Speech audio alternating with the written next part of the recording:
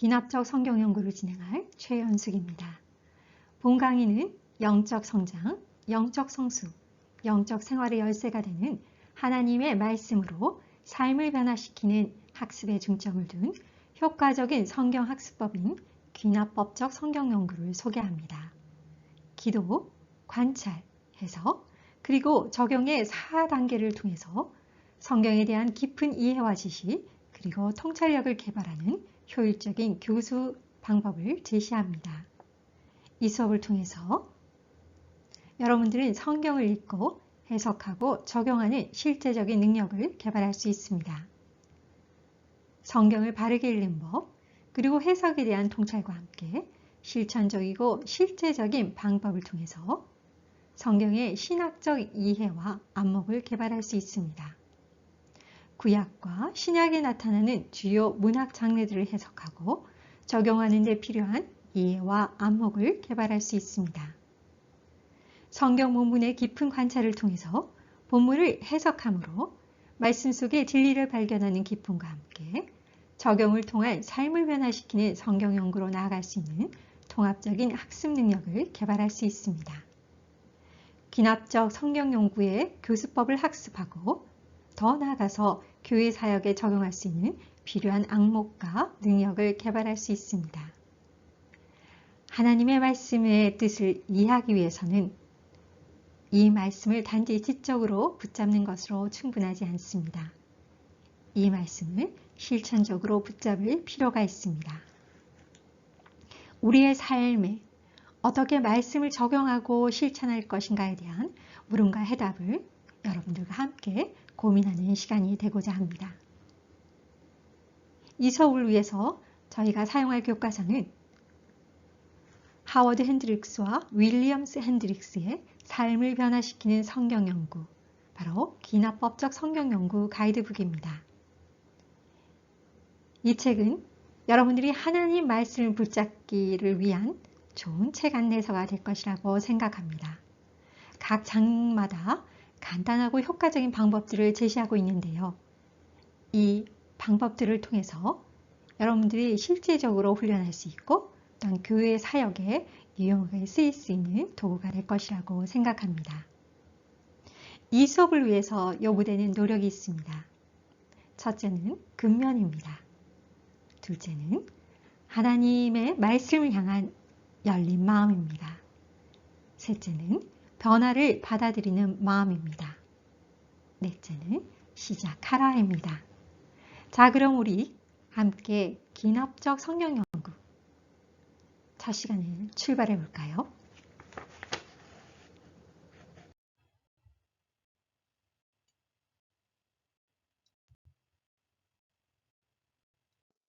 성경 공부를 하기 위한 대표적인 것은 세 가지를 들 수 있을 것입니다. 첫 번째는 주관적인 방법입니다. 또한 두 번째는 연역적인 방법입니다. 세 번째는 귀납적인 방법을 들 수 있습니다. 주관적인 성경 공부는 성령께서 도우신 대로 성숙한 믿음과 개인의 경험, 그리고 개인의 정서에서 출발하는 성경 공부 방법입니다. 예로는 큐티, 경건의 시간, 묵상 등을 들 수 있습니다. 주관적인 성경 공부 방법의 장점은 누구나 쉽게 할 수 있고 개인 생활에 적용이 가능하다는 것입니다. 그러나 이 방법은 단점이 있는데요. 지극히 주관적으로 성경을 해석할 수 있고 또한 아전인수식 해석으로 전체적인 문맥을 놓치기 쉬워서 성경을 곡해할 수 있다는 단점이 있습니다. 그러므로 주관적인 성경 공부를 할 때는 성숙한 믿음 또한 건전한 신학적 이해를 기반으로 해야 한다고 할 수 있습니다. 연역법과 귀납법의 차이는 연역법은 일반적인 원리에서 특수한 사실에 대한 결론을 내리는 것을 말하고 귀납법은 특수한 사실로부터 일반적인 원리를 끌어내는 사고 방법을 말합니다. 그러면 연역적인 성경 공부 방법과 귀납적인 성경 공부를 비교해서 살펴보도록 하겠습니다. 연역법적 성경 공부는 미리 결론을 가지고 본문을 통해 그 결론을 강조하고 확증하는 방법입니다. 성경 공부에 있어서 이미 교회에서 가르친 성경 공부나 교리들을 받아들이고 이를 변증해 나가는 것을 연역법적 성경 공부라고 할 수 있습니다. 예를 들어서 하나님은 사랑이십니다 라는 진리를 성경의 여러 사건과 말씀을 통해 확인하고 더 풍부하게 하는 방법이 연역법적 성경 공부 방법이라고 할 수 있는데요. 우리는 사도행전에 나오는 베드로와 바울의 설교가 대표적인 연역법적 성경 공부 방법에 속한다고 할 수 있습니다. 또 초신자가 교회에 와서 말씀을 접할 때 쓰이는 방법이라고 할 수 있습니다.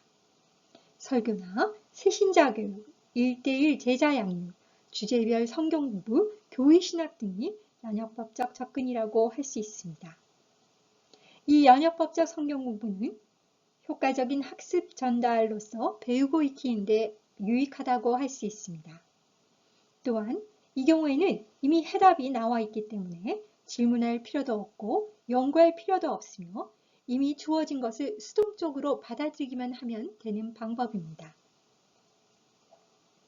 그러나 이 성경 공부 역시 몇 가지 문제점을 들 수 있는데요. 그것은 올바른 성경관을 가진 성경교사를 만나면 문제가 없지만 그렇지 못한 교사를 만나면 잘못된 정보를 진리로 알고 맹목적인 신자가 될 수 있습니다. 그러므로 연역법적 성경 공부는 성숙한 인도자가 필요합니다. 또한 자신이 수고하고 땀을 흘려서 연구하지 않고 남이 가르쳐준 내용을 수동적으로 받아들이기 때문에 진리에 대한 확신이 약하고 또 조금 더 논리적인 사람들이나 다른 해석을 만나면 크게 당황할 수 있습니다. 이에 반해서 기납법적 성경 공부 방법은 이미 주어진 답이 없습니다. 이 방법은 끊임없이 질문을 하면서 스스로 해답을 찾아 나가는 것입니다. 연역적인 성경 공부 방법이 물고기를 잡아다 주는 것이라고 한다면 귀납적 성경 연구는 스스로 물고기를 잡을 수 있는 방법을 가르쳐 주는 것과 같다고 할 수 있습니다. 귀납적 성경 연구의 장점은 성경이 스스로 말씀하시는 것에 귀를 기울이는 것입니다. 성령께서 저자를 통해 실제로 말씀하시는 것이 무엇인가? 또한 본문이 원독자에게 주는 의미가 무엇인가? 바로 원독자의 문화와 상황 안에서 말씀을 연구할 수 있습니다. 그렇기 때문에 우리는 귀납적 성경 연구를 통해서 그 시대의 상투적이고 관용적 용어를 공부할 수 있어야 됩니다. 또한 최대한 선입관을 버리고 나의 주관이 아닌 모든 것을 성경에서 시작하고 지금 이 말씀이 무엇을 말하고 있는지 집중해야 합니다. 그러므로 오류와 오해를 멀리하고 말씀을 충분히 이해함으로써 말씀의 진리를 깊이 알 수 있고 또한 스스로 수고하고 연구해서 깨달은 진리에 대한 확신을 가질 수 있으므로 또한 자신과 다른 견해를 가진 사람을 만나도 열린 마음으로 토론을 할 수 있는 방법이 귀납적 성경 공부 방법의 유익함이라고 할 수 있습니다.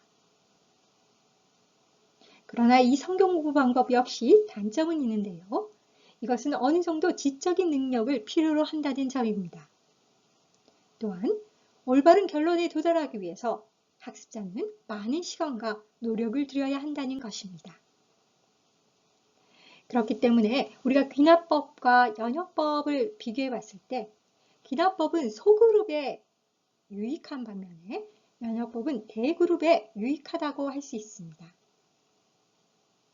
그리고 귀납법은 대화형이나 또한 함께 성경을 나누는 데 유익하고 또한 연역법은 일반적인 설교나 강의 방법이라고 할 수 있습니다.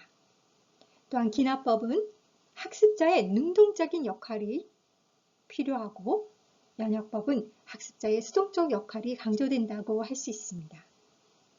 자, 이렇게 우리가 성경 공부를 하는 방법을 살펴보았는데요. 좋은 말씀 공부는 귀납적 성경 공부를 통해서 성경 자체의 메시지를 기울이고 성경에서 길어올린 명확한 복음과 진리를 깊이 깨달아서 타인에게 전달할 수 있고 또한 이 메시지를 개인의 삶과 실생활에 적용하는 방법이 아닐까 생각합니다.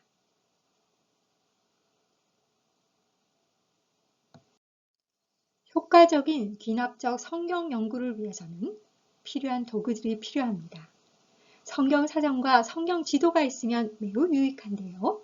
성경 사전으로는 새성경사전, 아가페 성경사전, 비전 성경사전, 성경 관용어 사전, IBP, 신구약 배경사전 등을 가지고 있으면 유익합니다. 그리고 성경 지도를 가지고 있으면 유익한데요. 바이블 아틀라스나 아가페 성서지도, 스펙트럼 성서지도, 성경의 역사, 지휘학, 고고학 아틀라스 같은 성경의 지도를 가지고 있으면 귀납적 성경 연구를 하는데 많은 유익함이 있습니다. 우리는 왜 성경 공부를 해야 할까요? 성경 공부의 필요성은 바로 영적 성장에 필수적이라는 것입니다. 베드로전서 2장 2절은 이렇게 기록하고 있습니다. 갓난아이들 같이 순전하고 신령한 젖을 사모하라.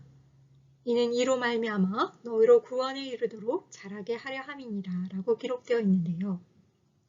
우리는 이 말씀 속에 들어있는 진리를 파악하는 데 도움이 되는 세 가지 단어에 대해서 주목해 볼까 합니다.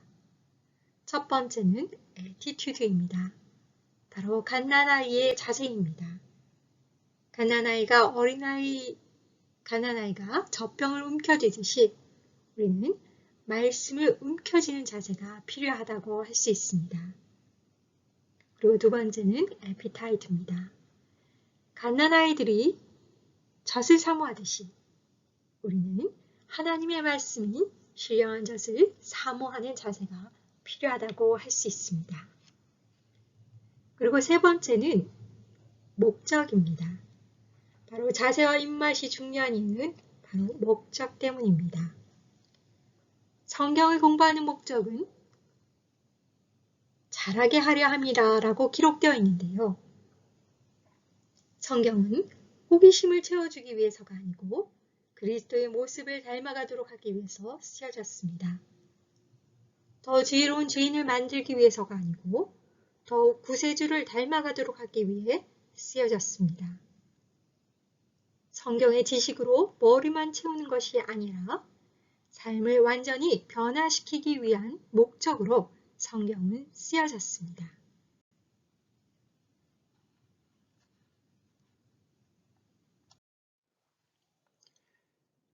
또한 성경 공부는 영적 성숙에 필수적입니다. 히브리서 5장 11절에서 14절은 이렇게 기록하고 있습니다. 멜기세덱에 관하여는 우리가 할 일이 많으나 너희의 듣는 것이 둔함으로 해석하기 어려우니라. 때가 오래므로 너희가 마땅히 선생이 될 터인데 너희가 다시 하나님의 말씀의 초보가 무엇인지 누구에게 가르침을 받아야 할 것인지 젖이나 먹고 단단한 식물을 못 먹을 자가 되었도다. 대저 젖을 먹는 자마다 어린아이니 의의 말씀을 경험하지 못한 자요. 단단한 식물은 장성한 자의 것이니 저희는 지각을 사용함으로 연단을 받아 선악을 분별하는 자들이니라 라고 기록되어 있는데요.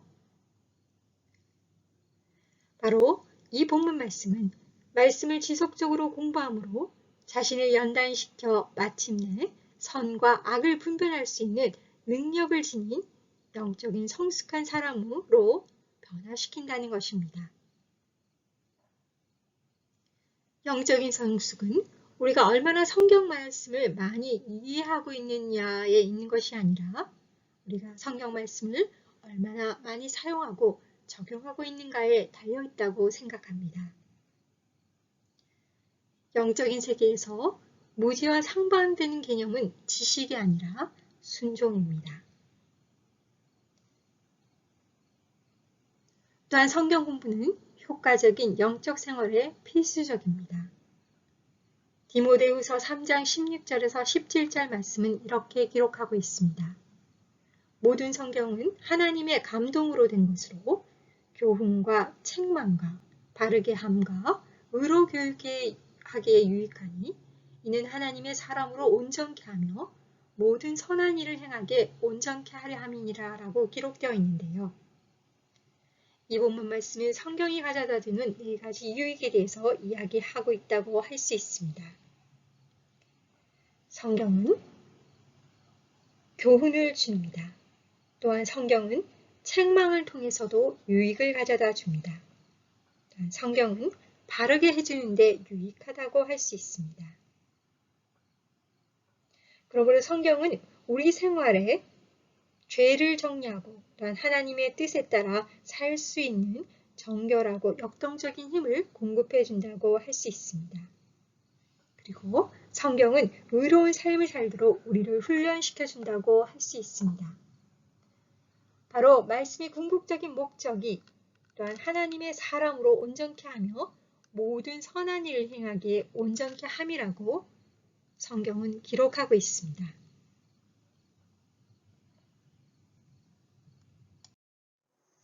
성경은 하나님의 감동으로 쓰여진 책입니다.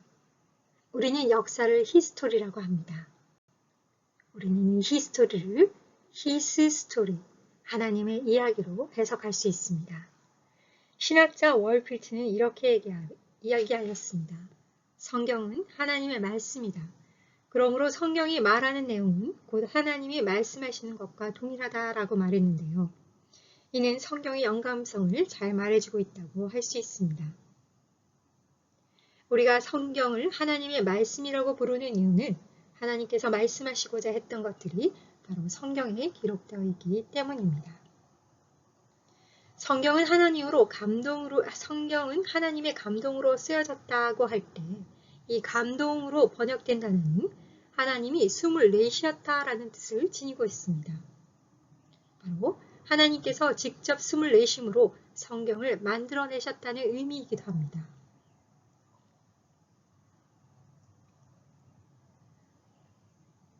찰스 라이니는 이렇게 이야기했습니다. 하나님께서 인간 저자들을 감독하셔서 그들의 개성을 그대로 살리시면서 그러나 하나의 오류도 없이 하나님께서 전달하시기를 원하시는 계시의 내용을 성경의 원문에 쓰고 기록하도록 하셨다. 베드로전서 1장 21절은 이렇게 기록되어 있습니다. 오직 성령의 감동하심을 입은 사람들이 하나님께 받아 말한 것입니다. 여기에 쓰인 감동하심이란 동사는 부는 바람에 의해 배가 움직여가는 것을 묘사할 때 쓰는 표현입니다. 그러므로 성경의 저자들은 성경을 써나감에 있어서 하나님께서 원하신 대로 펜을 움직였고 하나님께서 원하시는 대로 성경을 쓰게 된 것이다 라는 것을 우리는 알 수 있습니다. 바로 의심할 나위 없이 그들의 개성, 문체, 관점 또는 그 특성들이 그들의 쓴 글 속에 반영되어 있다는 것인데요. 그러나 그 기록들이 단순한 사람의 글 이상인 하나님의 말씀이라는 것을 우리는 깨달아야 합니다.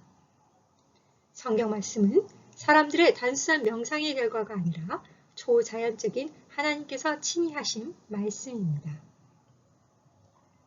자, 그럼 우리는 이제 성경의 다양성과 통일성 그리고 성경의 표현에 대해서 함께 나누어 볼까 합니다.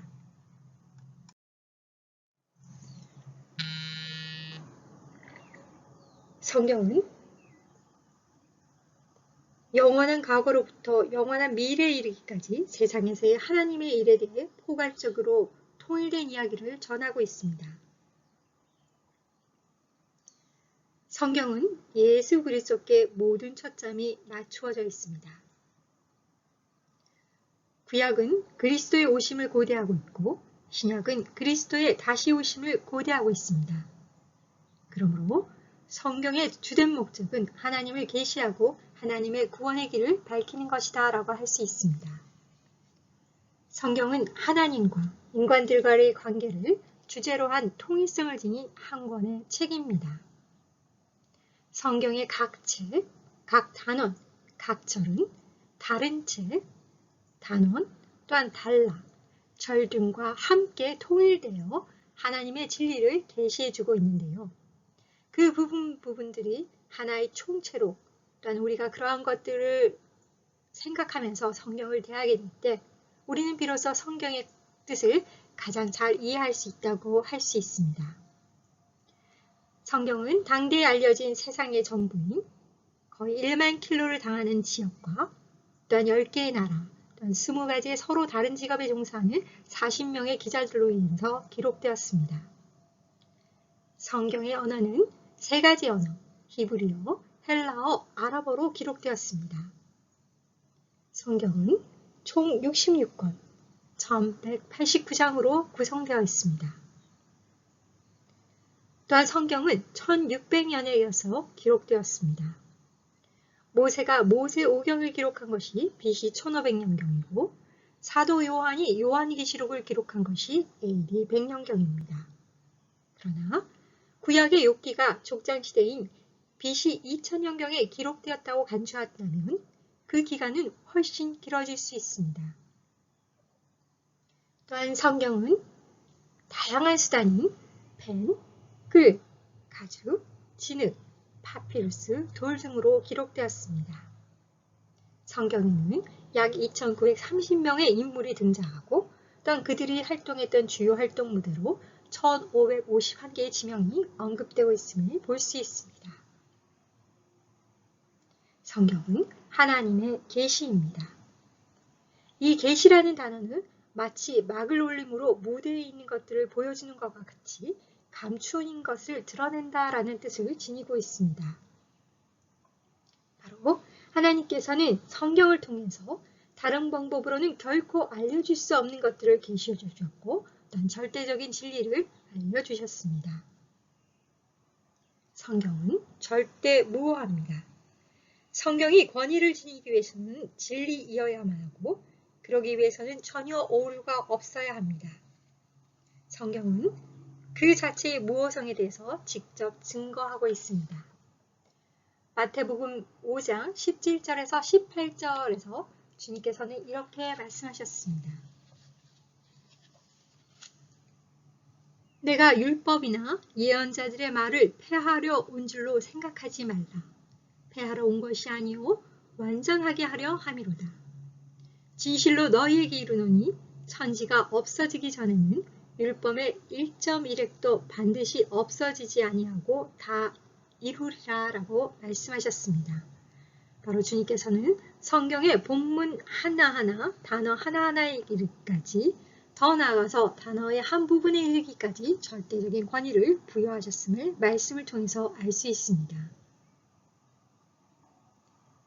그러므로 성경의 모호성은 우리가 그 원문에 있어서도 완전히 신뢰할 만하고 또한 신빙성 있고 오류가 전혀 없는 성경임을 우리는 기억해야 합니다.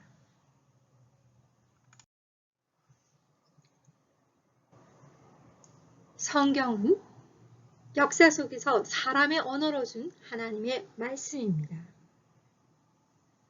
사람의 언어로 쓰여졌기 때문에 표현의 한계가 있고 우리는 당시의 언어를 이해할 수 있어야 합니다. 그러므로 성경 안에 있는 인간적인 요소와 신적인 요소를 분별해야 합니다. 인간적인 요소는 어떤 것들이 있을까요? 바로 시간, 장소, 문화적 상황일 것입니다. 그러므로 우리는 성경을 읽을 때 이러한 시간, 장소, 문화적 상황에 대한 분별력을 가지고 있어야 합니다. 그리고 신적 요소라는 것은 시간, 장소, 문화를 초월한 영원한 진리를 말합니다. 우리가 하나님의 속성을 이야기할 때 불변하심, 영원하심, 주권적으로 일하심, 전능하심, 편지하심, 전지하심, 거룩하심, 공의로우심, 진리와 사랑이심은 바로 신적인 요소에 해당된다고 할 수 있습니다. 성경에서의 영원한 진리, 바로 이것은 역사적 특수성을 초월하여 규범적 가치가 있는 것을 말합니다. 또한 풍습, 지대와 장소가 달라져도 변하지 않는 진리입니다. 그리고 누구라도 의심하지 않고 동의하는 객관적 진리입니다. 모든 시대에 모든 사람이 성경에 있는 대로 실천해야 한다는 것은 바로 영원한 진리라고 할 수 있습니다. 그러나 우리가 기억해야 할 것은 성경은 나에게 쓰여진 책이 아니고 또한 성경은 나를 위한 책이지만 나에게 쓰여진 책은 아니라는 것입니다. 모세가 모세오경을 썼을 당시 바울이 바울 서신을 썼을 당시에 그것을 읽는 독자들이 누구이며 또한 그들의 배경이 무엇인지 우리는 알아야 합니다. 그러므로 우리는 그들의 사고방식으로 성경을 보아야 성경의 참다운 의미를 파악할 수 있다고 할 수 있습니다.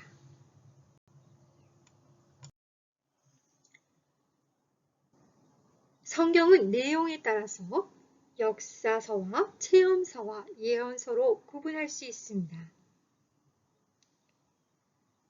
구약의 역사서로는 창세부터 에서까지 17권의 책을 역사서로 둘 수 있고, 또한 신약에서의 역사서는 마태, 마가, 누가, 요한, 사도행전을 들 수 있습니다. 구약의 체험서로는 욥기, 시편, 잠언, 전도서, 아가서가 이에 해당한다고 할 수 있고요. 또한 신약에서는 바울 서신과 일반 서신에 해당하는 21권의 책이 체험서에 포함된다고 할 수 있습니다. 또한 구약에서의 예언서는 대선지서와 소선지서를 비롯한 17권의 책이 여기에 속한다고 할 수 있고, 신약에서는 요한계시록 1권이 예언서에 속한다고 할 수 있습니다. 주제별로 나눠본 구약 성경과 신약 성경입니다. 이것은 테리올의 성경 파노라마에서 발췌를 해왔습니다. 바벨론 포로 이전과 바벨론 포로 이후에 성경을 구별하였고, 또한 모세오경, 역사서, 시가서, 선지서와 소선지서의 주제들을 잘 요약해 놓은 좋은 도표라고 생각합니다. 여러분들에게 도움이 되었으면 좋겠습니다.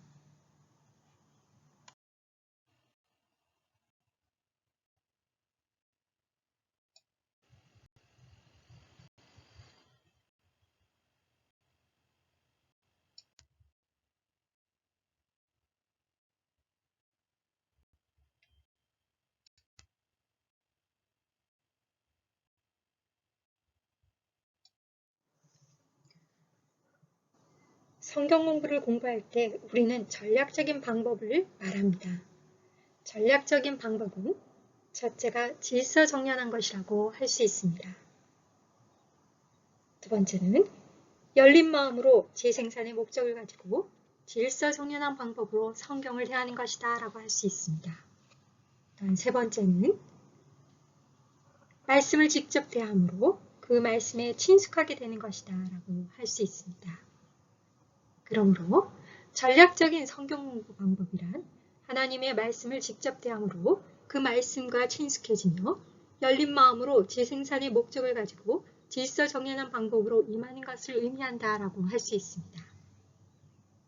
자, 그럼 이제 전략적인 귀납적 성경 공부 방법 4단계에 대해서 여러분들과 함께 나눠보도록 하겠습니다. 첫째 1단계 기도입니다. 기도는 효과적인 말씀 공부의 열쇠입니다. 우리는 말씀을 공부할 때 성령의 도우심을 강구해야 합니다.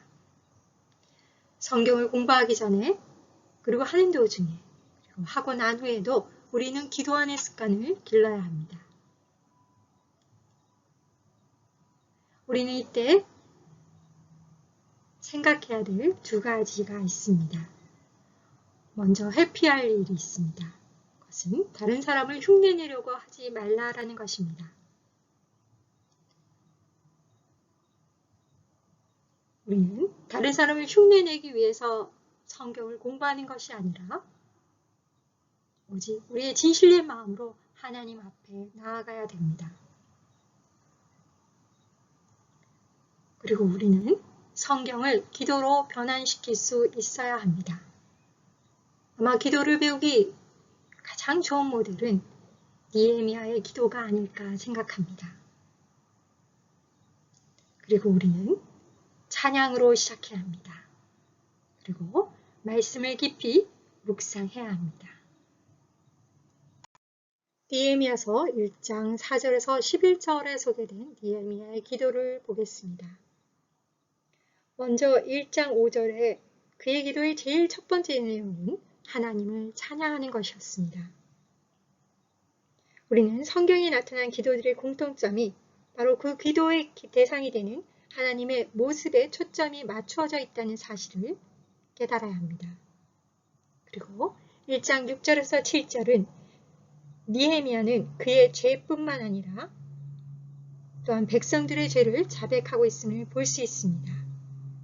말씀에서와 같이 우리는 하나님에 대한 바른 이해가 있은 후에 바로 우리 자신들의 죄인된 모습을 발견할 수 있기 때문입니다.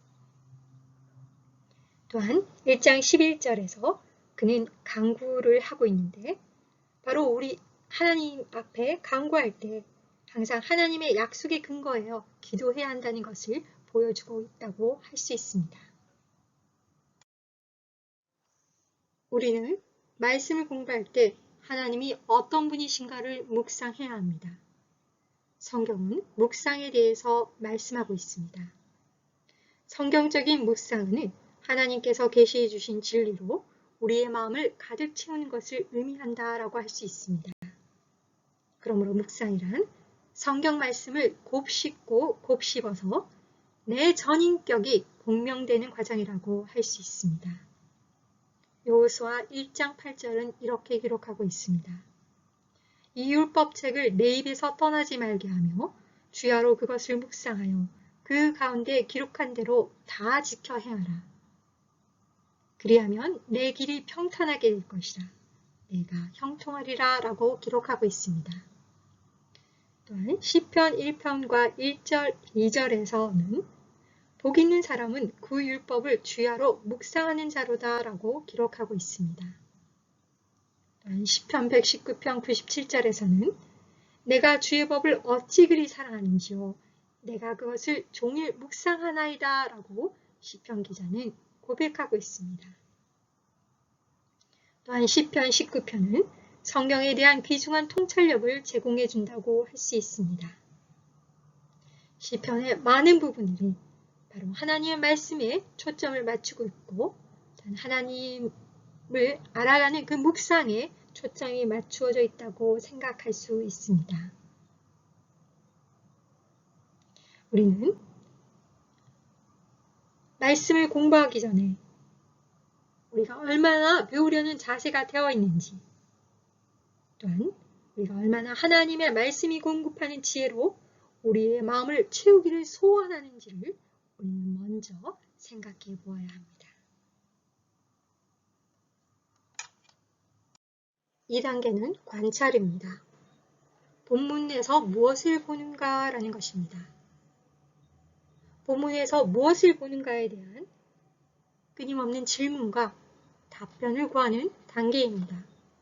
마치 어떤 실마리를 찾기 위해 애쓰는 성경을 수사하는 탐정의 역할과 같다고 할 수 있습니다.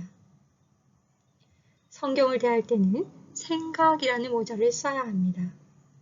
그저 대충 훑어보는 것 이상으로 생각하고 또한 곱씹고 또 영적인 되새김질을 할 수 있는 그러한 단계가 되어야 합니다. 하나님의 진리로 우리의 생각을 새롭게 재구성하는 시간이 되어야 합니다. 효과적인 기납법적 성경 공부를 위해서 아래의 질문들은 성경을 관찰하는 데 도움이 될 수 있습니다. 본문의 저자는 누구인가? 저자는 누구를 상대로 이 글을 쓰고 있는가? 이 본문에서 가장 중요한 용어나 개념은 무엇인가? 본문을 명확하게 이해하기 위해 그 정의를 상세히 알아야 할 용어는 없는가? 분명하게 짚고 넘어가야 할 사람이나 장소는 없는가? 또한 사람과 장소에 대해서 내가 알고 있는 것은 무엇인가? 본문에서 유추해낼 수 있는 인간관계는 무엇이며 또한 나의 삶에 어떤 식으로 적용할 수 있는가에 대한 많은 시간과 또한 연구가 필요한 단계라고 할 수 있습니다. 3단계는 해석입니다. 바로 본문이 무엇을 의미하는가에 대한 질문과 답변의 단계라고 할 수 있습니다. 말씀의 의미를 추구하는 단계입니다. 또한 문화적, 역사적 문맥들을 탐구하는 단계라고 할 수 있습니다. 말씀의 의미를 추구하는 단계입니다. 우리는 여기서 성경 해석 여행에 대한 3단계를 또한 소개하고자 합니다. 1단계는 원래의 역사적 문맥에서 본문을 파악하는 것입니다. 원래의 역사적 문맥에서 본문을 파악하고 또한 본문이 원래의 성경 독자들에게 무엇을 의미했는가를 알아보는 것입니다. 2단계는 건너야 할 강의 넓이를 재는 것입니다. 성경 독자들과 지금 이 시대를 살고 있는 우리 사이에 놓여있는 차점들이 무엇인지 우리는 알아보아야 합니다. 왜냐하면 오늘날 그리스도인들은 원래의 성경 독자들과 문화, 언어, 상황, 시간, 그리고 때로는 언약이라는 측면에서 차이점들이 있기 때문입니다. 그러므로 우리는 원래의 문맥에서 나온 의미로부터 우리에게 주는 문맥의 의미로 우리는 본문을 파악할 수 있어야 합니다. 그러므로 우리가 원 독자들과 우리 사이에 놓여있는 차이점들을 분명하게 인식할 때 우리는 이 말씀을 더 정확하게 해석할 수 있습니다. 3단계는 바로 원리하의 다리를 건너는 것입니다. 바로 본문이 지닌 신학적 원리가 무엇인지 알아보는 것입니다. 우리는 관찰에서 찾아낸 그 본문의 의미에 반영되어 있는 신학적 원리들을 찾을 수 있어야 합니다. 바로 본문의 저자가 의도했던 의미를 제대로 발견해내는 것이 중요합니다. 우리는 성경 본문을 통해서 하나님이 특정한 성경 독자들에게 구체적으로 표현하셨듯이 또한 하나님은 동일한 본문들을 통해서 자신의 모든 백성들을 향한 보편적인 신학적 교훈들을 주고 계시다는 것을 우리는 성경 공부를 통해서 알 수 있어야 합니다. 이끌어낸 신학적 원리는 본문 속에서 제시되어 있어야 할 뿐만 아니라 또한 성경의 나머지 부분들과 조화를 이루어야 합니다. 신학적 원리를 구성하는 데 필요한 판단 기준은 그 원리가 본문 속에 반영되고 있어야 한다는 것입니다. 또한 무시간적인 가치가 있어야 하며 특정한 상황에 매이지 않아야 합니다. 문화적으로 속박되어 있지 않아야 하며 성경의 나머지 부분의 가르침과도 상충되어서는 안 됩니다. 성경 독자와 또한 오늘날 현대 독자 모두에게 의미가 있고 연관성이 있는 원리이어야 합니다. 우리가 신학적 원리를 발견하면 신학적 원리를 하나 혹은 두 문장으로 표현할 수 있어야 합니다. 그리고 우리는 이러한 신학적인 용어를 현재 시제의 동사를 사용해서 표현한 것이 더 유익하다고 할 수 있습니다. 4단계는 적용입니다. 손과 발에 해당한다고 할 수 있습니다. 말씀이 어떻게 생활 속에서 역사할 수 있는가에 대한 질문과 답변을 찾아가는 단계라고 할 수 있습니다. 이 말씀이 나의 생활에 어떻게 적용할 수 있을지, 또한 다른 사람들의 삶을 어떻게 변화시킬 수 있을지, 그리고 또한 우리 현 상황에서 본문을 파악하는 단계라고 할 수 있습니다. 또한 우리가 해석에서 살펴봤던 오늘날 모든 그리스도인들이 이 신학적 원리를 자신의 삶에 어떻게 적용해야 하는가에 대한 답변을 찾아가는 시간이라고 할 수 있습니다. 성경은 하나님께서 계시해 주신 말씀이기 때문에 우리의 삶에 적용될 수 있습니다. 성경은 항상 현실의 문제들을 다루고 있고, 그러므로 성경을 읽으면서 말씀에 귀를 기울이는 사람들은 자신들의 삶의 변화를 직접 경험할 수 있습니다. 그러므로 우리는 지식에서 실질적인 삶의 변화를 동반하는 행위로 말씀이 나아가야 됨을 우리는 늘 기억해야 합니다. 우리는 귀납적 성경 연구 첫 시간을 가졌습니다. 성경 공부의 필요성은 영적 성장, 영적 성숙, 영적 생활을 위한 것입니다. 전략적인 성경 공부 방법은 하나님의 말씀을 직접 대함으로 그 말씀과 친숙해지며 열린 마음으로 재생산의 목적을 가지고 질서정연한 방법으로 임하는 것입니다. 전략적인 귀납적 성경 공부 4단계를 소개하였는데요. 1단계는 마음에 해당하는 기도입니다. 2단계는 눈에 해당하는 관찰입니다. 3단계는 머리에 해당하는 해석이라고 할 수 있습니다. 또한 4단계는 우리의 손과 발에 해당하는 적용이라고 할 수 있습니다. 성경을 우리가 공부할 때는 항상 큰 그림을 그리는 것이 중요합니다. 본문에서 무엇을 보는가? 본문은 원래 성경 독자들에게 무엇을 의미했는가? 또한 원래 성경 독자들과 우리 사이에 놓여있는 차이점들이 무엇인가? 그리고 오늘날 그리스도인들이 그 본문에 있는 신학적인 원리들을 우리의 삶에 어떻게 적용할 것인가를 늘 염두에 보고 그림을 그려보는 것이 중요하다고 할 수 있습니다. 성경 읽기. 성경 공부의 키포인트는 읽고 기록하고 되새겨보는 것이라고 할 수 있습니다. 많은 사람들이 읽는다고 하지만 실제로는 대충 구경만 하고 지나가는 경우가 많습니다. 우리는 하나님의 말씀을 그렇게 대충 읽는 식으로는 하나님의 깊은 뜻과 또한 성경에 있는 귀한 의미를 발견할 수가 없습니다. 그러기에 우리의 의도적이고 집중된 노력이 요구됩니다. 그리고 우리가 읽은 것에 대한 기록하는 습관이 정말 중요합니다. 그렇게 우리가 관찰한 내용과 깊은 의미를 담고 있는 것들을 하나하나 기록하면서 우리가 성경을 읽어나갈 때 그것들은 우리의 머릿속에 오래 기억될 수 있고 또한 그것들을 활용할 수 있게 되는 계기가 되기 때문입니다. 또한 성경 말씀은 우리 스스로에게 이 본문에서 일어나고 있는 것이 무엇인지 또한 이 본문을 통해서 하나님께서 나에게 해주시는 말씀이 무엇인지 그리고 이 말씀에 비추어서 내가 무엇을 해야 하는지에 대한 되새김의 과정이 되어야 합니다.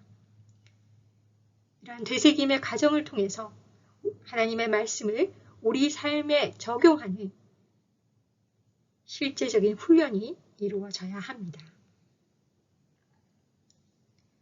성경 말씀은 마치 보물의 광맥을 캐내는 것과 같다고 할 수 있습니다. 성경에서 정말 참된 금을 캐기 원한다면 우리는 열심과 수고가 필요합니다. 이번 한 주간도 하나님의 말씀을 그렇게 깊이 사모하면서 붙잡는 하루하루가 되기를 축복합니다.